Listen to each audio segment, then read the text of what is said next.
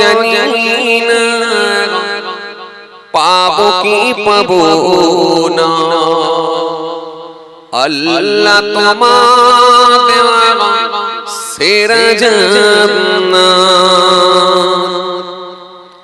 আমি তো জানি না পাবো কি পাবো না, আল্লাহ তোমার দেওয়া সেরা জান্নাত। আমি শুধু জানি নরকের আগুনে সইতে পারবো না কোনো দিন রাত। আমি তো জানি না পাবো কি পাবো না, আল্লাহ তোমার দেওয়া সেরা জান্নাত। আল্লাহুম্মা সাল্লি আলা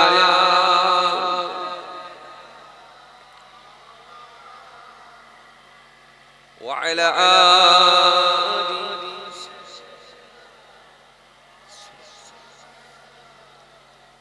গুনাহ তো করেছি আমি বালুরাশি সমান, অগণিত সীমাহীন পাপের তওবা কবুল করে নাও রব্বুল আলামিন।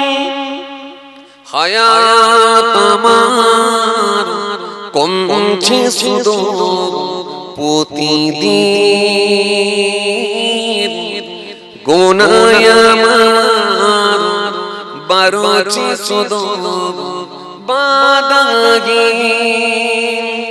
তুমি তো পারো দিতে না জান, আমি শুধু জানি নরকের আগুনে সইতে পারবো না কোনো দিন রাত। আমি তো জানি না পাবো কি পাবো না, আল্লাহ তোমার দেওয়া সেরা জান্নাত। আমি তো জানি না পাবো কি পাবো না, আল্লাহ তোমার দেওয়া সেরা জান্নাত। আল্লাহুম্মা সাল্লি আলা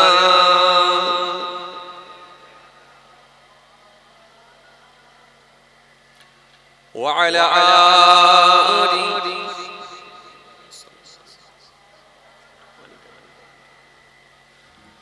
মুহাব্বতে দরুদ শরীফ আল্লাহুম্মা সাল্লি আলা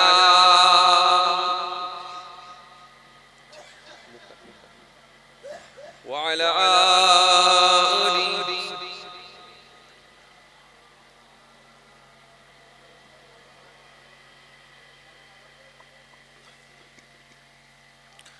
وقال الله تعالى في كلامه المجيد والفرقان الحميد: يا أيها الناس اعبدوا ربكم الذي خلقكم والذين من قبلكم لعلكم تتقون.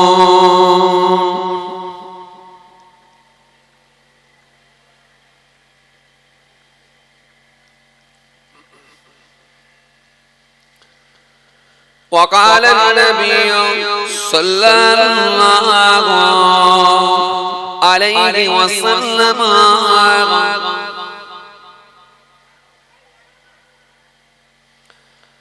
من كان آخر كلامه لا إله إلا الله دخل الجنة إلى آخر الحديث أو كما قال. प्यारे हाज़िरान मजलिस, শ্রদ্ধেয় দিনদার ইমানদার পরেজগার মুত্তাকি বয়োজ্যেষ্ঠ আল্লাহওয়ালা প্রবীণ মানুষেরা, আজকের মাহফিলে বসে থাকা নামাজি, রোজাদার, দিনদার, খোদা ফিরু আল্লাহওয়ালা মানুষেরা, আজকের মাহফিলে বসে থাকা বয়োজ্যেষ্ঠ কবির মানুষেরা, আমার পিতৃতুল্য বাপেরা,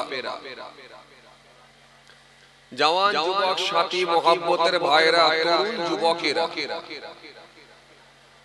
আমাদের বড় সন্তানেরা, আমার ছোট ছোট ভাই বোনেরা, আজকের মাহফিলে আগত বিশিষ্ট ব্যক্তিরা, হাফেজে কোরআন, উলামায়ে কেরাম, হুফাজে কেরাম, আল্লাহ পাকের হাজী বান্দা গণেরা, খাস করে মহল্লার ইমাম, আমাদের সকলের কাছে অত্যন্ত সম্মানীয় ব্যক্তি, শ্রদ্ধার পাত্র, যোগ্য মানুষ, সম্মানীয় মোহতারাম ইমাম সাহেব ভাইয়া, আজকের মাহফিলে বসে থাকা বিভিন্ন গ্রাম থেকে, বিভিন্ন পাড়া থেকে, দূর দূরান্ত থেকে আগত মেহমানগণের, আজকের মাহফিলে বসে থাকা জ্ঞানীগুণী মানুষ, শিক্ষিত মানুষ, এডুকেটেড মানুষ, সোশ্যাল মানুষ, কাজের মানুষেরা, বিভিন্ন রকম কর্মের সঙ্গে সম্পৃক্ত ব্যবসায়ী ভাইয়েরা, সামাজিক মানুষেরা, সর্বশ্রেণীর মানুষ এক জায়গায় জমায়েত হয়েছে। গুনাহগার এসেছি আপনাদের খেদমতে, আপনাদের ছেলে, আপনাদের ভাই, দরবারে ফুরফুরা শরীফ ছোট হুজুর পীর কেবলা রহমাতুল্লাহ আলাইহি, হুজুরের নাতি অর্থাৎ ছোট হুজুর কেবলার মেয়ে ছেলে, দরবারে পীরনগরী হুজুর পীর কেবলা রহমাতুল্লাহ আলাইহি, যিনি পীরনগর পীর সাহেব ছিলেন, আহলে বায়াতের খানদান ছিলেন, দাদা পীরের হাতে হাত দিয়ে দস্তে বায়াত ছিলেন, কলকাতা 9 নম্বর হালদালে জবরদস্ত আল্লাহর ওলি ছিলেন, সে হুজুর কেবলার আমি পুত্র অর্থাৎ ছেলে ছেলে, আপনাদের ছেলে, আপনাদের ভাই গুনাহগার পীরজাদা মাহফুজুল্লাহ হুসাইনি এসে হাজিরা দিয়েছি।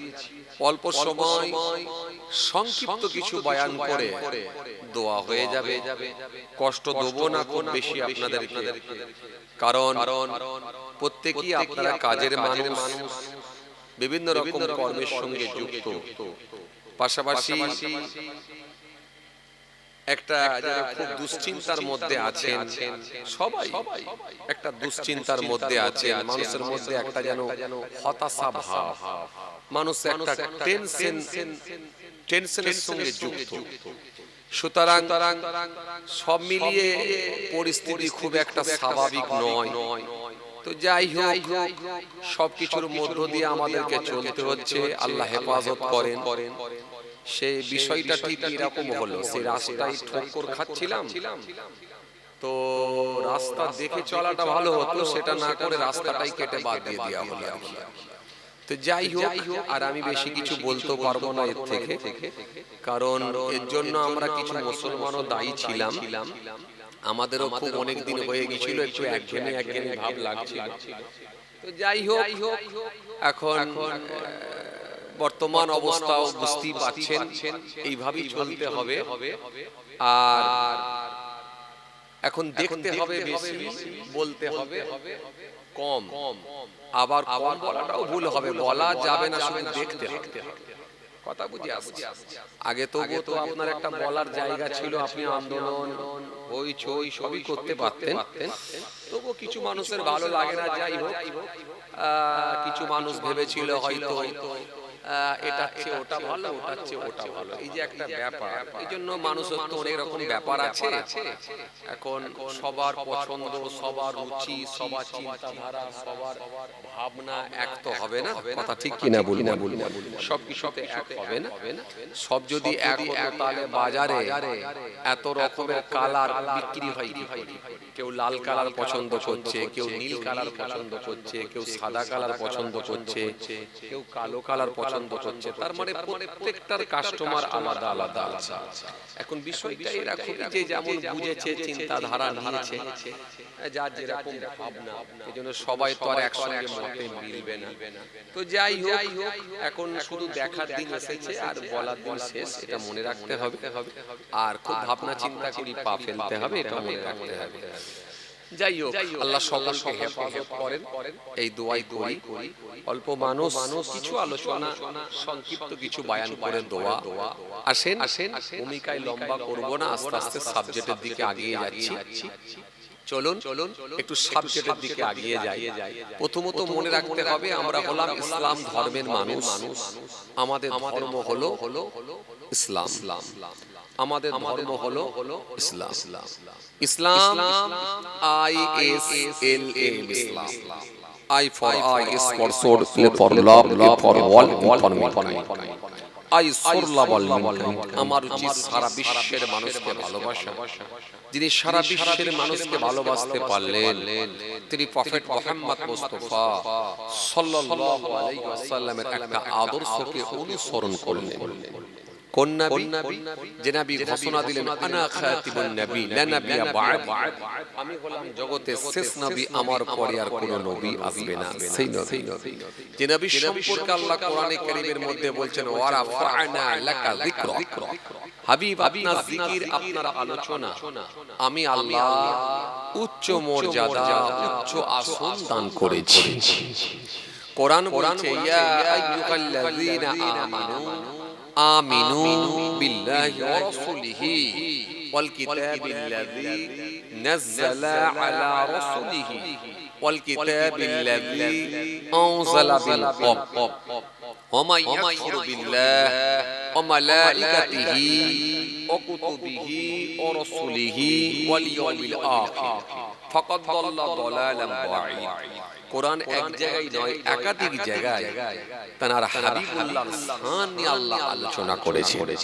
সেই হাবিবুল্লাহ যেনাকে আমার আল্লাহ সকলের জন্য উস্তাদ করে, সকলের জন্য টিচার করে, সকলের জন্য লিডার করে আল্লাহ এই পৃথিবীতে প্রেরণ করেছিলেন। Muhammad sallam has been the most practical and most successful of all prophets. সেই নবী যেনার তুলনা হয় না, যেনাকে আমার আল্লাহ পৃথিবীর জমিনে সবার জন্য উস্তাদ করে, সমস্ত রকমের জ্ঞান দিয়ে জ্ঞানান্বিত করে পৃথিবীর জমিনে লাস্ট শেষ নবী করে সকলের জন্য টিচার করে আল্লাহ পৃথিবীর জমিনে মনোনীত করেছেন। তিনি বললেন আনা খাতিবুন নবী লা নবিয়্যা বা'দি, আমি হলাম জগতের শেষ নবী, আমার পরে আর কোনো নবী আসবে না। সেই রাসূলুল্লাহকে ভালোবেসে আজকে দোয়ার মাহফিল দেওয়া, আমরা কিছু মানুষ এক জায়গায় জমায়েত হয়েছি আলহামদুলিল্লাহ সেই নবীকে ভালোবেসে আজকের এই দোয়ার মাহফিল দেওয়া। আর সেই নবীকে আমার আল্লাহ আমাদের জন্য টিচার হিসেবে পাঠিয়েছিলেন। ধর্ম হিসেবে আল্লাহ দিয়েছেন শ্রেষ্ঠ ধর্ম ইসলাম ধর্ম, যে ইসলাম ধর্মের উপরে কোনো ধর্ম হতে পারে না। অনেকে জানে না, বাজে মন্তব্য করে যে ইসলাম ধর্মটা এসেছে হযরত মুহাম্মদ মুস্তাফা সাল্লাল্লাহু আলাইহি ওয়াসাল্লাম, এটা অনেকে মন্তব্য করে, আসলে কিন্তু তারা জানে না। বরং মনে রাখতে হবে পৃথিবীর সর্বপ্রথম যে মানুষটাকে আল্লাহ প্রেরণ করেছিলেন তিনিই হলেন হযরতে আদম আলাইহিস সালাম। পৃথিবীর সর্বপ্রথম যে মানুষটাকে আল্লাহ পৃথিবীর জমিনে প্রেরণ করলেন তিনি হলেন হযরতে আদম আলাইহিস সালাম। এই আদম আসলাম তিনিও কিন্তু ইসলাম ধর্ম অবলম্বী মানুষ ছিলেন। এইভাবে একাধিক নবী আম্বিয়া সালামদেরকে যে আল্লাহ পাঠিয়েছিলেন প্রেরণ করেছিলেন প্রত্যেকেই কিন্তু ইসলাম ধর্ম অবলম্বী মানুষ ছিলেন। কথা কি জি? আপনি যদি আরো পিছিয়ে যান এই পৃথিবীর জমিনে আমার আল্লাহ মানুষকে বানানোর আগে আমার আল্লাহ এই পৃথিবীকে বানানোর আরো 2000 বছর আগে, এই সমস্ত মাখলুককে সৃষ্টি করার আরো 2000 বছর আগে আল্লাহ রাব্বুল আলামিন কাবা বাইতুল্লাহ নির্মাণ করার অনুমতি দিলেন ফেরেশতাদেরকে দিয়ে। আয়ামা ফেরেশতারা পৃথিবীর জমিনে তোমরা কাবা বাইতুল্লাহ নির্মাণ করো, পৃথিবীর জমিনে কাবা বাইতুল্লাহ তৈরি করো, যে কাবা বাইতুল্লাহ আমার ঘর, যেটা সারা পৃথিবীর মানুষরা এসে তওয়াফ করবে, প্রদক্ষিণ করবে, চক্র মারবে। সেই কাবা বাইতুল্লাহ ঘর আল্লাহ তৈরি করার নির্দেশ দিলেন ফেরেশতাদের। আমরা বুঝতে পারছি, তার মানে ইসলাম ধর্মটা 3 দিনের ধর্ম নয়, হ্যাঁ এটা বলতে পারেন হযরত মুহাম্মদ মুস্তাফা সাল্লাল্লাহু আলাইহি সাল্লাম থেকে আমার আল্লাহ কিছু কাটছাঁট করেছে, কিছু প্লাস, কিছু মাইনাস, কিছু চলবে, কিছু চলবে না, কিছু বৈধ, কিছু অবৈধ। এই যে ফাইনালটা আল্লাহ ফাইনালটা করেছেন সেটা কিন্তু হযরত মুহাম্মদ মুস্তাফা সাল্লাল্লাহু আলাইহি ওয়াসাল্লাম থেকে এটা আমার আল্লাহ ফাইনাল করে দিয়েছেন। যেমন ধরুন মদ সম্পর্কে আল্লাহ রাব্বুল আলামিন বেশ কয়েকটা আয়াত দিয়েছেন। বেশ প্রথমে আমার আল্লাহ আয়াত দিলেন, দিয়ে বললেন এটা উপকারের চেয়ে অপকারটাই বেশি, উপকারের চেয়ে অপকারটাই বেশি।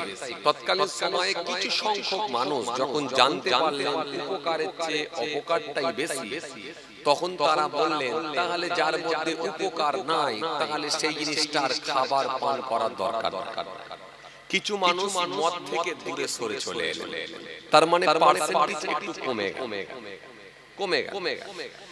এরপরে আমার আল্লাহ ফের আয়াত দিলেন, আয়াত দিয়ে বলেন লা তাকরাবুস সালাহ ওয়া আনতুমুস সুকারা, তোমরা নেশাগ্রস্ত অবস্থায় নামাজের নিকটে যেও না। কিছু মানুষ তারা বলল নেশাগ্রস্ত অবস্থায় যখন নামাজের নিকটে যেতে বারণ করা হয়েছে তাহলে এটা না খাওয়াটাই ভালো, এর মধ্যে কোনো উপকার নাই। আর যেটা নেশাগ্রস্ত অবস্থায় নামাজের নিকটে যেতে বারণ করা হয়েছে না খাওয়াই দরকার, খাবো না, খাওয়া বললেন কিছু মানুষ, পার্সেন্টেজ একটু কমে গেল। ধরুন একটা লোক দিনে 20টা করে বিড়ি খায়, এখন সেই লোকটাকে যদি বলা হয় কাল থেকে আর বিড়ি খেতে দেওয়া হবে না, লোকটা চাপ হয়ে যাবে, মানুষটা খুব অসুবিধা ফিল করবে আর বারবার আফসোস করে বলবে অন্তত যদি 10টা করে খেতে দিত, অন্তত যদি 7টা করে খেতে দিত, একেবারে পুরো বারণ করে দিল, একটা তার জন্য অসুবিধা ফিল করবে।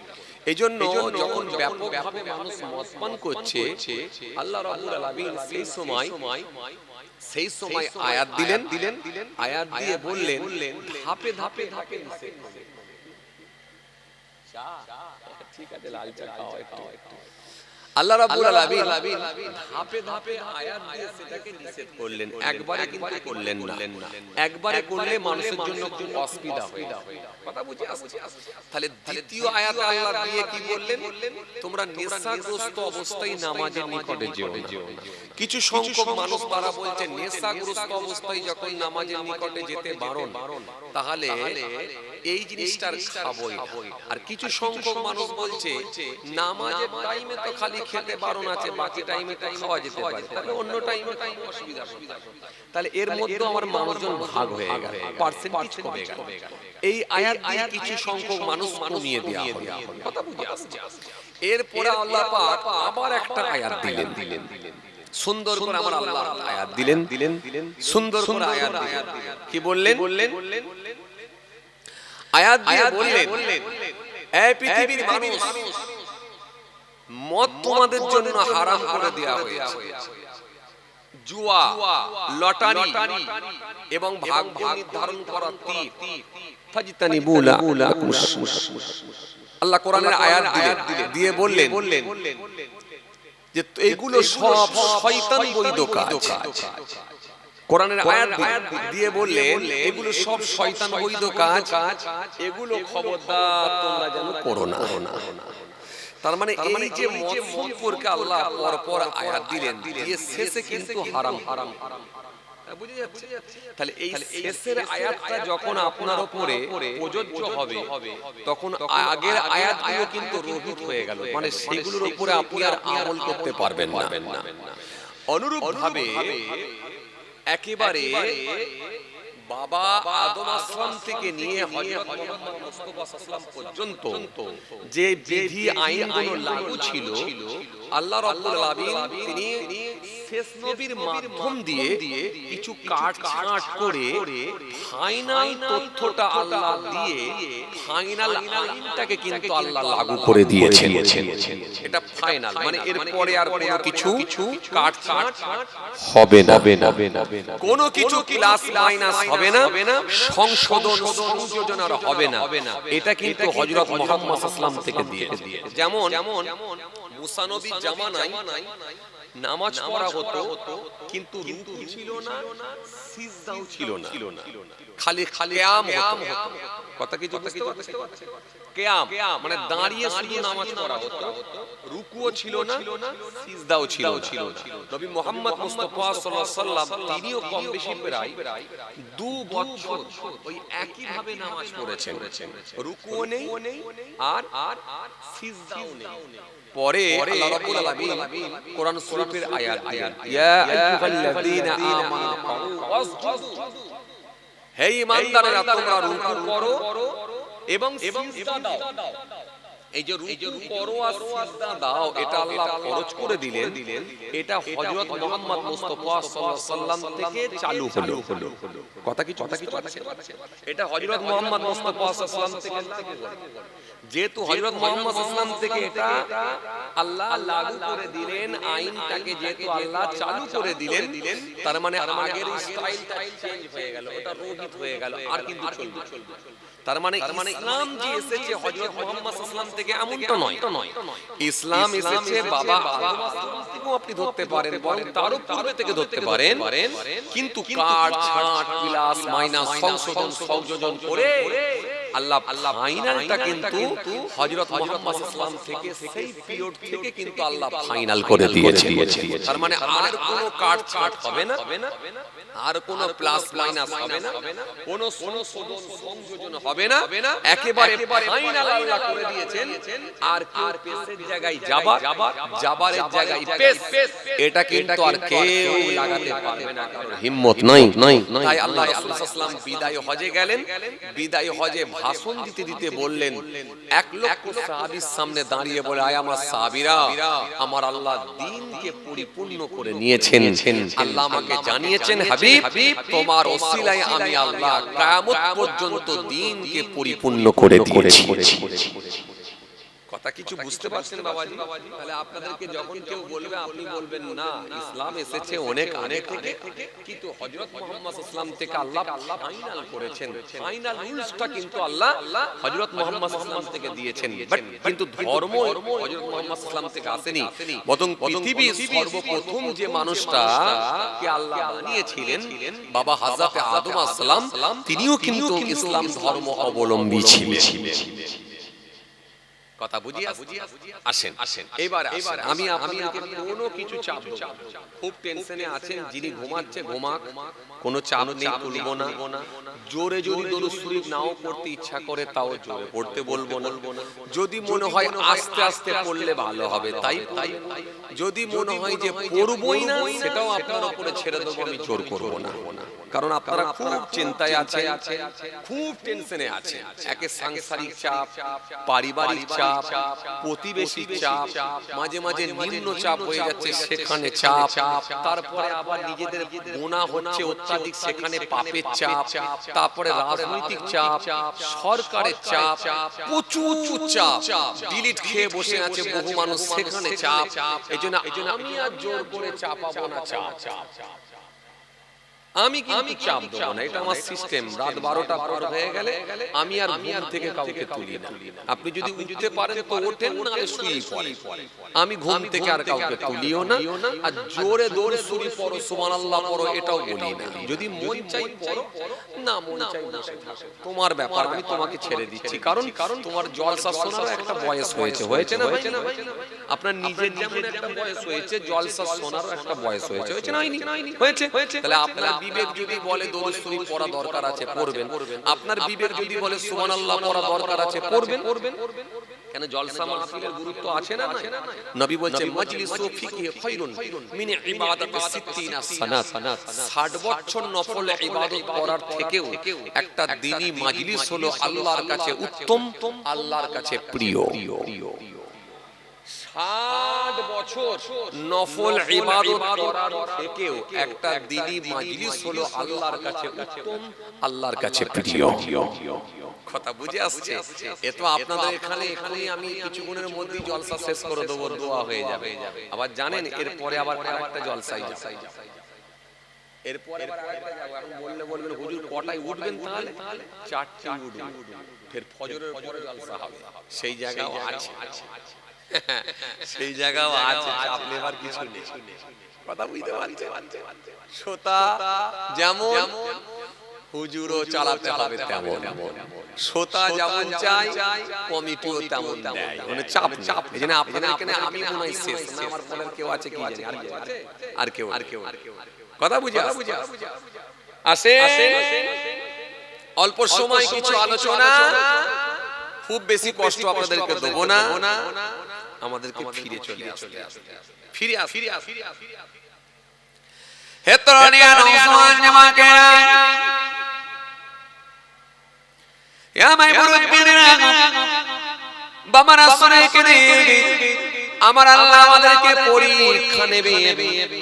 এবারে আমাদেরকে পরীক্ষায় উত্তীর্ণ হতে হবে। পরীক্ষায় যদি আমি আপনি উত্তীর্ণ হতে পারি, নিশ্চিত ভাবে আল্লাহর সঙ্গে কানেকশন, ট্রানজাকশন তৈরি হবে। কেননা এমন একটা সময় এসে আমরা পৌঁছেছি, এই সময় আমাদেরকে ঈমান পরীক্ষা দিতে হবে, ঈমানের পরীক্ষায় উত্তীর্ণ হতে হবে। চোখের সামনে দেখবেন সব চলে যাবে, কিন্তু আপনি মুখ খুলতে পারবেন না। মুখ খুললে আরো বেশি মার খাবে, আর না খুললে কম খাবে, কিন্তু মার আপনাকে খেতে হবে। সেরকম একটা টাইম আমাদের সামনে চলে এসেছে, কিন্তু এই সময় আপনাকে ঈমানের পরীক্ষায় উত্তীর্ণ হতে হবে। আর পূর্বে নবী আমলদের যুগের কথা মনে রাখতে হবে, সাহাবায়ে কেরামদের কষ্টের কথা আপনাকে মনে করতে হবে। সাহাবায়ে কেরামেরা ঈমান পরীক্ষায় উত্তীর্ণ হয়েছে, সাহাবায়ে কেরামেরা ঈমান পরীক্ষায় উত্তীর্ণ হয়েছে, সব চলে গেছে, কিন্তু ঈমান নিতে পারে না। এজন্য ঈমান এমন একটা সম্পদ যেটা দেখা যায় না, কেউ দেখতেও পাবে না, যেটা কোথাও রাখাও যায় না, যেটা কোনো সাইটও করে দেওয়া যায় না, যেটা কেউ বুঝতেও পারে না। এজন্য ঈমান এর গুরুত্ব অনেক বেশি। এই জন্য প্রয়োজনে সব চলে যাবে, কিন্তু ঈমান যাবে না। খালি আপনাকে অতীতের কথা মনে রাখতে হবে, আপনাকে ভবিষ্যৎ নিয়ে আর ভাবলে হবে, ফিউচার নিয়ে আর ভাবলে হবে না। কি হবে না হবে, আরো বড় হব, বড় গাড়ি কিনবো, আর ওই ভেরিটা কিনবো, মার্কেটটা করব না, যা হয়ে গেছে গেছে। এবারে যেগুলো আছে সেগুলো চলে যাবার টাইম হয়ে আসছে।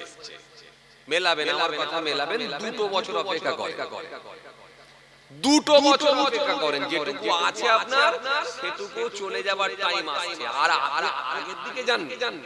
এবারে বলবেন তাহলে কি করব? বুদ্ধিমান ব্যক্তি যদি আপনি হন, এবারে যা হয়েছে এবারে মরণের কথা স্মরণ করে কিছু সঞ্চয় করে, যা করেছি করেছি, যা হয়েছে হয়েছে, কারণ মৃত্যু আগিয়ে আসছে। এর কঠিন পরীক্ষার দিকে আমরা এগিয়ে যাচ্ছি। আপনি জানেন আইয়ামে জাহেলিয়াতের যুগের দিকে আগাচ্ছি আমরা, আইয়ামে জাহেলিয়াতের যুগের দিকে এগিয়ে যাচ্ছি। সোশ্যাল মিডিয়া তাই বলছে, সেই দিন আসছে। কি ভাবছেন আমি বড় খারাপ ছিলাম? খারাপের হয়েছে আজকে যে দিনটা আপনার গেছে, আগামী কাল দিনটা কিন্তু আরো খারাপ আসছে। কি আপনি ভাবছেন যে আগামী কাল খারাপ ছিলাম? না, আগামী পরশু আরো খারাপ আসছে। মেলাবেন আমার, একটা সময় আসবে কবরস্থানের সামনে গিয়ে, কবরবাসীর সামনে গিয়ে জ্যান্ত মানুষ কাঁদবে আর বলবে, কবরবাসী তুমি আমার থেকে সুখে আছো, কবরবাসী তুমি আমার থেকে আনন্দে আছো, ও কবরবাসী আমাকে একটু জায়গা দাও, আমি খুঁজে পাচ্ছি না জায়গা, কোথায় গেলে শান্তি পাবো, কোথায় গেলে নিজেকে লুকিয়ে রাখতে পারবো, কোথায় গেলে নিজেকে আমি গোপনে রাখতে পারবো, কোথায় গেলে আমি নিজেকে সুরক্ষিত রাখতে পারবো, ও কবরবাসী একটু জায়গা দাও, জায়গা দাও। এগুলো আমার কথা নয়, নবী ভবিষ্যৎবাণী করে দিয়ে গেছে, সেই দিন আসছে। কি ভাবছেন? হাসি ঠাট্টা ফুর্তি আবোল গান বাজনা গেজা মদ বিড়ি সব ভুলে যাবে সময় আসছে দাঁড়াও মেলাবে যা ছিলাম মনে হচ্ছে খুব খারাপ ছিলাম আরো খারাপ দিন আসছে মেলাবে খালি মেলাবে এই তো এখন তো বেশি দিন হয়নি মাত্র 3-4 দিন সোশ্যাল মিডিয়া কি বলছে আপনাকে কি বলছে কি জানাচ্ছে কি শোনাচ্ছে এগুলো আমি বলবো কেন আপনি নিজে শোনেন নিজে বোঝেন নিজে দেখেন আসছে তাই এই জন্য আপনি যদি বুদ্ধিমান ব্যক্তি হন আপনি যদি বিচক্ষণ ব্যক্তি হন আপনি যদি একজন বুদ্ধিমান ব্যক্তি হন আপনি যদি একজন জ্ঞানী ব্যক্তি হন এজন্য আপনি আর ভবিষ্যৎ নিয়ে ভাববেন না আপনি আর ফিউচার নিয়ে ভাববেন না আপনি আর আপনার ধন সম্পদ বিজনেস কারবার খুব একটা চিন্তা করবেন না বরং আপনি পাল্টে যাবেন যা ছিলাম এখন আমি আল্লাহর দিকে ফিরে আসি মুখে দাঁড়ি নাই দাঁড়িটায় বাড়ে রাখি আমার মধ্যে নামাজ নাই নামাজটাই বাড়ে ধরে নিয়ে রোজা রাখি না আল্লাহর কাছে কেঁদে কেঁদে বলি আর আগামী বছরে যদি হায়াতে থাকি রোজা আমি ছাড়বো না ওই রোজাটা আমি রমজান মাসে রাখবো বরং যদি আপনি বুদ্ধিমান ব্যক্তি হন আপনি কবরের কথা স্মরণ করে সময় থাকতে থাকতে তৈরি হবে যদি আপনি সঞ্চয় করে নিতে পারেন নিশ্চিতভাবে আপনি হলেন বুদ্ধিমান ব্যক্তি এই জন্য আমার আল্লাহ কোরআনে কারীমের মধ্যে বলেন শোনো বান্দা ও আমার গোলামেরা শোনো ও আমার বান্দারা শোনো ও মানুষ শোনো এই জন্য আমি আল্লাহ কোরআনের মধ্যে বলি ইয়া আইয়ুহাল্লাযীনা আমানু লা তুলহিকুম আমওয়ালুকুম ওয়ালা আওলাদুকুম আন যিকরিল্লাহ ومن يفعل ذلك فأولئك هم الخاسرون আল্লাহ আয়াত স্পষ্ট ঘোষণা দিলেন ও বান্দা বাড়াবাড়ি বেশি করো না বাড়াবাড়ি বেশি করো না লাফালাফি বেশি করো না ও বান্দা আমার দিকে ফিরে এসো ইয়া আইয়ুহাল্লাযীনা আমানু হে ঈমানদারগণ লা তুলহিকুম আমওয়ালুকুম ওয়ালা আওলাদুকুম আন যিকরিল্লাহ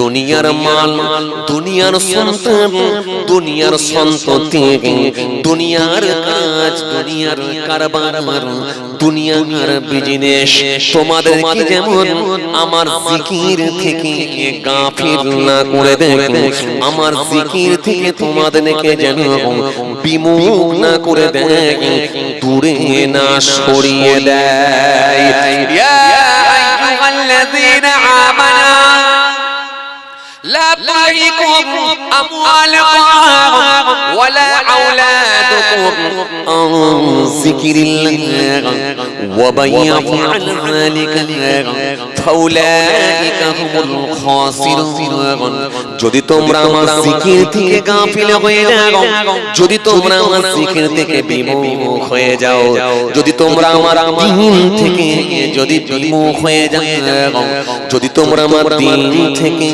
যদি সরে যাও ফাউলাইকা হুমুল খাসিরুন অবশ্যই তোমরা ক্ষতিগ্রস্ত হবে সব থাকবে কিন্তু শান্তি তোমাদের ভেতর থেকে উঠিয়ে নেওয়া হবে পান দোকানে পান থাকবে খেতে আর ইচ্ছা করবে না পান দোকানে পান থাকবে খেতে আর ইচ্ছা থাকবে না হাড়িতে ভাত থাকবে খেতে আর ইচ্ছা করবে না রাস্তায় আর বেরোতে ইচ্ছা করবে না, বিছানায় নরম গদি থাকবে, ঘুমও পর্যন্ত আসবে না। যদি তোমরা আমার জিকির থেকে গাফিল হয়ে যাও, ফাউলাইকা হুমুল খাসিরুন, অবশ্যই তোমরা ক্ষতিগ্রস্ত হবে। এইজন্য বুদ্ধিমান ব্যক্তি যদি সিস্টেমে আপনি চলে আসেন, আপনার ভেতরে যে জিনিসগুলো এখনো আসেনি, আপনার ভেতরে যেগুলো ডিস্টার্ব আছে, সেগুলোকে আপনি মেনে চলার চেষ্টা করুন। মুখে দাঁড়িয়ে নাই, দাঁড়িয়ে রাখা শুরু করো, 5 ওয়াক্ত নামাজটা আপনি পড়া ধরা শুরু করুন, চোখের পানি ছাড়ুন, আল্লাহ দরবারে কেঁদে কেঁদে মাফ চান, ক্ষমা চান, আল্লাহ দরবারে কেঁদে কেঁদে বলুন, এখনো সময় থাকতে থাকতে যদি আমরা ফিরে আসতে পারি, 100% জাবানের দোয়া আল্লাহ দরবারে কবুল হয়ে যাবে। এইজন্য ভাইরা আমার, বন্ধুরা আমার, সাথী মহব্বতের ভাইরা, আগে তৈরি হয়ে যাও, মুসলমান হয়ে যাও, ঈমানদার হয়ে যাও। সময় থাকতে থাকতে চেঞ্জ হয়ে যায়। একটা সময় এমন আসবে তোমার আর ইনকাম করার টাইম থাকবে না। একটা সময় এমন আসবে আর আখিরাতের সঞ্চয় আর করার টাইম হবে না।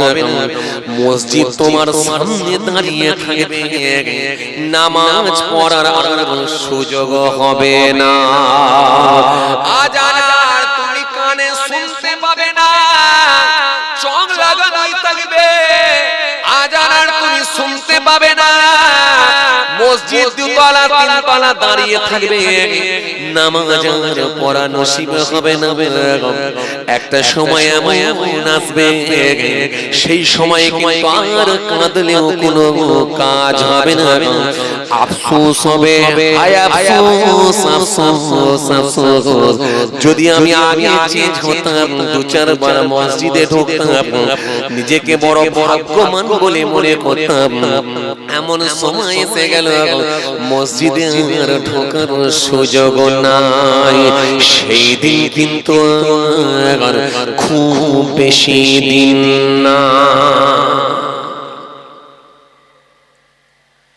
কথা মেলাবে, বেশি নয়, মাস 6 বছর খানেক অপেক্ষা করুন, মিলিয়ে নেবে। আসেন, ভুল বুঝবেন না, রাগ করবেন না। আসেন, পরিবর্তনের ছাতায় যদি না আসেন, সাইজ হয়ে যেতে হবে। ইকুলো যাবে, উকুলো যাবে। আর যদি আমরা পরিবর্তনের ছাতায় আসতে পারি, আল্লাহর ভয়ভীতি যদি আমাদের ভিতরে পর্যাপ্ত যদি নিয়ে আসতে পারি, হাবিবুল্লাহর সিস্টেমে যদি আমরা কিছু অন্তত দিনকে মান্যতা দিয়ে যদি আমরা কিছু অন্তত ভালো কাজ গুড়িয়ে নিতে পারি, নিশ্চিত ভাবে আমার আল্লাহ হয়তো পরকালটা আমাদের জন্য শান্তির জায়গা করে দিতে পারে। এইজন্য পরকালের গুরুত্ব দিয়ে যদি আপনি এখান থেকে কিছু সঞ্চয় করে নিতে পারেন, নিশ্চিত ভাবে আপনি হবেন বুদ্ধিমান। আর যখন আপনি নামাজ, রোজা, দিন ধর্ম করবেন, আপনাকে মিলিয়ে নিতে হবে, দেখে নিতে হবে। আমি টেস্ট করে দেখে নেব কোরআন হাদিসের মাপকাঠি দিয়ে আমি কতটা ধার্মিক হতে পেরেছি। কেন? কোরআন হাদিসের মাপকাঠি আপনাকে দিতেই হবে, কোরআন আপনাকে মানতেই হবে, নবীর হাদিস আপনাকে মানতেই হবে। কোরআন ঘোষণা দিয়েছে, ওমাল্লাম ইয়াহকুম বিমা আনজালাল্লাহ ফাউলাইকা হুমুজ যালিমুন, ওমাল্লাম ইয়াহকুম বিমা আনজালাল্লাহ ফাউলাইকা হুমুল ফাসিকুন, ওমাল্লাম ইয়াহকুম বিমা আনজালাল্লাহ ফাউলাইকা হুমুল কাফিরুন। আল্লাহ কোরআন শরীফের মধ্যে আয়াত দিয়ে আমার আল্লাহ স্পষ্ট ঘোষণা দিয়েছেন, গোলাম, আয় আমার বান্দারা, আমার কোরআনকে যদি তোমরা মান্যতা না দাও, আমার কোরআন যদি না মানো, আমার কোরআনের বিধান যদি না মানো, তাহলে মনে রেখে দিও সেই লোকটা হবে জালিম ফাউলাইকা হুমুজ যালিমুন অতঃপর সে হবে জালিম ওমান লাম ইয়াহকুম বিমা আনজালাল্লাহ ফাউলাইকা হুমুল ফাসিকুন এই গোলাম শুনে রাখো যে আমার কোরআন মানবে না আমার বিধান মানবে না আমার সংবিধান মানবে না আমার ল মানবে না ফাউলাইকা হুমুল ফাসিকুন অতঃপর সেই লোকটা হবে ফাসিক আবার আল্লাহ বলছে এই গোলাম শোনো ওমান লাম ইয়াহকুম বিমা আনজালাল্লাহ ফাউলাইকা হুমুল কাফিরুন যদি তোমরা আমার কোরআন না মানো আমার বিধান না মানো আমার আইন না মানো কানুন যদি না মানো ফাউলাইকা হুমুল কাফিরুন অতঃপর সেই মানুষটা হবে কাফির তার মানে মুসলমান বলে আমরা দাবি করতে পারি কিন্তু কিছু মানুষ আল্লাহর খাতায় হয়ে গেছে ফাসিক ফাসিক বলে আল্লাহর খাতায় সে গণ্য হয়েছে আমরা মুসলমান বলে কেউ হয়তো দাবি করতে পারি কিন্তু কিছু মানুষ তারা আল্লাহর খাতায় হয়ে বসে আছে ফাউলাইকা যালিমুন জালিম ব্যক্তি হিসেবে চিহ্নিত হয়ে গেছে তার মানে মুসলমান বলে আমরা দাবি করতে পারি কিন্তু কিছু মানুষ আমার আল্লাহর কাছে কাফির বলে চিহ্নিত হয়ে গেছে তার মানে আমার আপনার খাতায় আলাদা থাকবে আমার আপনার খাতায় আমি আপনি মনে করব যে ঠিক আছে কিন্তু আল্লাহর খাতায় কিন্তু সেই লোকটা ঠিক কঠিন ব্যাপার আছে সহজ নয় বাবা এই জন্য নবী সুন্দর করে বলেন শোনো গোলাম আমি রাসূল তোমাদের জানিয়ে দিয়েছি المسلم من سلم المسلمون من لسانه ويده والمؤمن من آمن على دمائهم وأموالهم আমার নবী সুন্দর করে বললেন মুসলমান কি হবে ঈমানদার কি হবে সেটা আমি রাসূলুল্লাহ আমি তোমাদের বলে দেব নবী বললেন শোনো কে মুসলমান জানা আল মুসলিমু মান সালিমা আল মুসলিমুনা মিন লিসানিহি ওয়া ইয়াদিহি সেই হবে মুসলমান সেই লোকটাই হবে মুসলমান যার হাত আর জবান হইতে অপর মানুষগুলো নিরাপদে ছিল 70 বছর বেঁচে ছিলেন ডান হাত দিয়ে কোনো অন্যায় হয়েছে নাকি 80 বছর তুমি বেঁচে ছিলে তোমার বাম হাত দিয়ে কোনো অন্যায় হয়েছে নাকি এই হাত দিয়ে কোনো অত্যাচার হয়েছে নাকি এই জবান দিয়ে কোনো অবিচার হয়েছে নাকি এই হাত দিয়ে 5 টাকার কলম চালিয়ে দিয়ে মিথ্যা মামলা দিয়ে কাউকে অ্যারেস্ট করিয়ে দিয়েছো নাকি এই হাত দিয়ে অস্ত্র ধরে মানুষের ভয় ভীতি দেখিয়ে সব তুমি লুট করে নিয়েছো নাকি এই 80 বছর বেঁচে ছিলে তোমার ডান হাত বাম হাতের গ্যারান্টি দাও এই 80 বছর তুমি বেঁচে ছিলে তোমার ডান হাত তোমার বাম হাতের গ্যারান্টি দাও এই 80 বছর ধরে ডান বাম হাত দিয়ে কোনো অন্যায় হয়েছে নাকি আজ তো তুমি মুখে দাড়ি ছেড়েছো মাথায় টুপি পরেছো গায়ে জুব্বা পরেছো নিজেকে অনেক বড় আল্লাহওয়ালা লোক বলে প্রমাণ করার চেষ্টা করো কিন্তু বান্দা বলো তোমার এই ডান হাত দিয়ে বাম হাত দিয়ে কোনো অন্যায় হয়েছে নাকি তোমার আঙ্গুলের ইশারায় তোমার হাতের ইশারায় তোমার আঙ্গুলের ইশারায় কারোর বাড়ি ভাঙা হয়েছে নাকি তোমার আঙ্গুলের ইশারায় তোমার হাতের ইশারায় তোমার আঙ্গুলের ইশারায় রাস্তার উপরে জবানের কথায়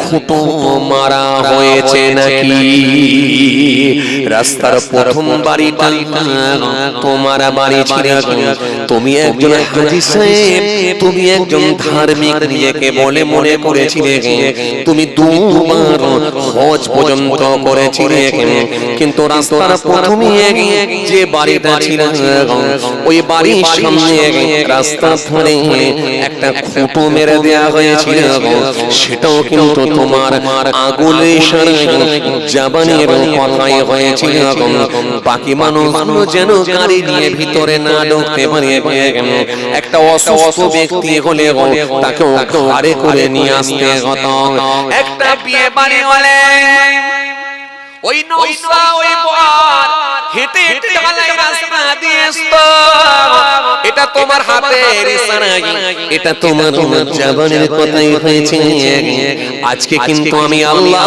তোমাকে ছাড়ব না তোমার এই হাত দিয়ে জবান দিয়ে যদি মানুষ কষ্ট পেয়ে থাকে নবী বলছেন কখনো তুমি মুসলমান হতে পারবে না এজন্য মানবী সুন্দর করে বললেন মুসলমান বলে সে মানুষটা গণ্য হবে না এজন্য বাবাজি কিতাবের মধ্যে পাওয়া যায় আমাদের সমাজে বহু মানুষ মুসলমানের খাতাতেও নাম এখনো ওঠে না সমাজে এমন মানুষ আছে আপনি অবাক হয়ে যাবেন এমন সমাজে মানুষ আছে তিনবার হজ করেছে নিজেকে পাঁচ ওয়াক্ত নামাজি বলে দাবি করে নিজেকে অনেক ধার্মিক বলে দাবি করে নিজেকে অনেক দরবেশ বলে দাবি করে জুমার দিনে জুমার নামাজটা আদায় করে বেলা 1:30টার সময় ঢালাই রাস্তার উপর দিয়ে হেঁটে হেঁটে হেঁটে হেঁটে হেঁটে হেঁটে হেঁটে হেঁটে চলে যায় যখনই হেঁটে হেঁটে হেঁটে হেঁটে হেঁটে হেঁটে হেঁটে হেঁটে যাচ্ছে হঠাৎ করে দেখা যায় ওই ঢালাই রাস্তার উপর দিয়ে একটা যুবক হেঁটে হেঁটে আসছে মাঠ থেকে উঠে আসছে ওই যুবকটা যখন মাঠ থেকে উঠে আসছে হাতে একটা কোদাল আছে জমি বাড়িতে পানি পাওয়াতে গিয়েছিল আলু বাড়িতে পানি পাওয়াতে গিয়েছিল হাতেতে একটা কোদাল আছে কোদালটা নিয়ে যখন উঠে আসছে তার পরনের কাপড় লুঙ্গিটা কাদায় ভিজে গেছে কাদা পানি লুঙ্গিটাই লেগে আছে তার এক সাইজ গেঞ্জিটাও কাদা পানি লেগে আছে তার গালেতে কাদা পানি গায়েতে কাদা পানি লেগে আছে যুবকটা যখন হেঁটে হেঁটে হেঁটে আসছে হঠাৎ করে দেখা যায় ওই ধার্মিক নামাজি ওই ব্যক্তিটা ওই হাজী সাহেব সেই সময়ে বলে উঠল এই যুবক এই যুবক এই যুবক তুমি আজকে জুমার দিনে জুমার নামাজটাও পড়লে না মরে গেলে কোথায় যাবে এটা কি একবারও তুমি ভাবলে না 5 ওয়াক্তের নামাজ তুমি পড়ো না রমজান মাসে রোজাও তুমি রাখো না যাকাত দিও কি দিও না এটা আল্লাহ ছাড়া কেউ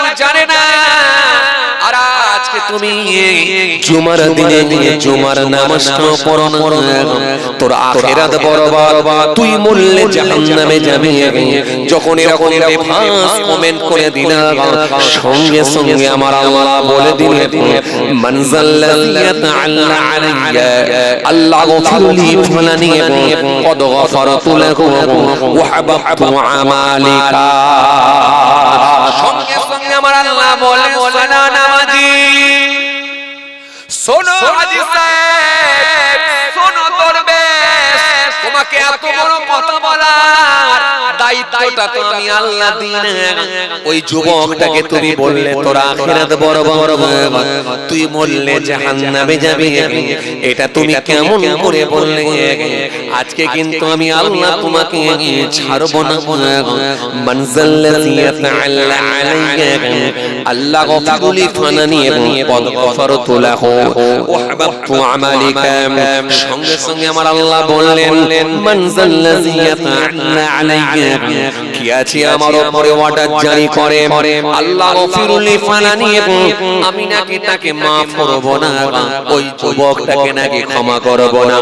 কত গফরতু লাহু, আমি ওই যুবকটাকে মাফ করে দিলাম, আমি ওই যুবকটাকে ক্ষমা করে দিলাম। ওয়াহাবাতু আমালিকা, তোমার আমলকে আমি আল্লাহ বরবাদ করে দিলাম, তোর আমলকে আমি আল্লাহ শেষ করে দিলাম। এত বড় কথা বলার অধিকারটা কে দিলাম? এত বড় কথা বলার ক্ষমতাটা কে দিলাম? আমি আল্লাহ বলি তোমার আমলকে আমি শেষ করে দিয়েছি। যত বড় তুমি নামাজি হও না কেন, যত বড় তুমি দাঁড়িয়েওয়ালা টুপিওয়ালা জুব্বাওয়ালা হও না কেন, যত বড় নিজেকে পরেশগার বলে ধারণা করো না কেন, তোমার জবানটাকে তুমি নিয়ন্ত্রণে না রাখতে পারার কারণে, তোমার জবানকে তুমি কন্ট্রোলে না রাখতে পারার কারণে আমি আল্লাহ তোমার আমলকে বরবাদ করে দিলাম। কথা কিছু বুঝতে পারছেন বাবাজি? এর নাম ধর্ম, এটার নাম ধর্ম। ধর্ম করলে সব সংযত হয়ে যাবে। তার হাঁটা আলাদা হবে, খাওয়া আলাদা হবে, জবান আলাদা হবে, হাত আলাদা হয়ে যাবে, পা আলাদা হবে, লেবাস তার কার্যকলাপ, তার কর্মকাণ্ড, তার ব্যবসা, তার ভাবনা, তার চিন্তা, তার চেতনা সবটাই তাকে পাল্টে দেবে যদি ধর্ম। আর যদি পাল্টাতে না পারে তার মানে ধর্ম হয় না। ধর্ম হয় না, পুরো চেঞ্জ হয়ে যাবে। যদি সে ধর্ম করে পুরো পাল্টে দেবে।